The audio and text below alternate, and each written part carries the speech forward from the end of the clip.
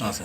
दोस्तों अज असी चंगी मौज में आयूं ऐं केतिरा ई शाइर पंहिंजो पंहिंजो वारो वठी चुका आहिनि ऐं हींअर असांजे विच में ई कमल प्रेमचंदाणी भाऊ बची विया आहिनि जेके सिंधी साहित्य अकादमी जा डायरेक्टर रही चुका आहिनि ऐं हिननि खे पतो पियो हिते शाइर वेठा आहिनि त शाइरनि खां सवाइ रही नथा सघनि हाणे आदत पइजी वई अथनि अकादमीअ खां अचण खां पोइ ऐं हींअर वारो आहे हरदिल अज़ीज़ कन्हैया शेवाणी नालो तव्हांजो ॿुधल जेको हिंद सिंध में मशहूरु आहे। सिंध में केतिरा सुठा सुठा गायक गुलकार जंहिंखे चवंदा आहिनि उते सिंध में उहे हिन जूं रचनाऊं कंपोज़ करे ॻाईंदा आहिनि कन्हैया शेवाणीअ जूं।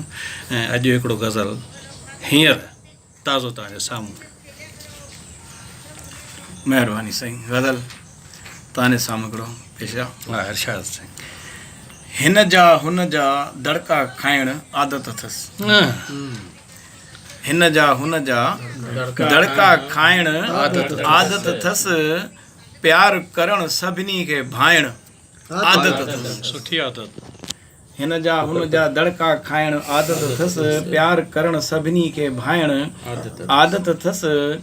केॾी महिल बि हुन सां चाहे केरु मिले। केॾी महिल बि हुन सां चाहे केरु मिले। शिकिल संदसि में खिलण खिलाइण आदत सुठी आदत। सभिनी जे सूरनि में पंहिंजो सूर ॾिसे। सभिनी जे सूरनि में पंहिंजो सूर ॾिसे। हिन उन ख़ातिर पाण लुछाइण आदत अथसि। मुख ते चाहे कंहिंजे कहिड़ो गीत हुजे। मुख ते चाहे कंहिंजे कहिड़ो गीत हुजे वेही उन सां साज़ वॼाइण आदत अथसि। भली मारू केरु ॻाए तॾहिं बि साज़ वॼाईंदुसि। मुख ते चाहे कंहिंजे कहिड़ो गीत हुजे वेही उन सां साज़ वॼाइण आदत अथसि। चाहे कंहिंजी सुख दुख जी का ॻाल्हि हुजे। चाहे कंहिंजी सुख दुख जी का ॻाल्हि हुजे अॻु सभिनी खां पेर वधाइण आदत अथसि। मां पहुची पैर वधाए। चाहे कंहिंजी सुख दुख जी का ॻाल्हि हुजे अॻु सभिनी खां पेर वधाइण आदत अथसि। जेकी ॻाल्हि करण सां कंहिं में साह पवे।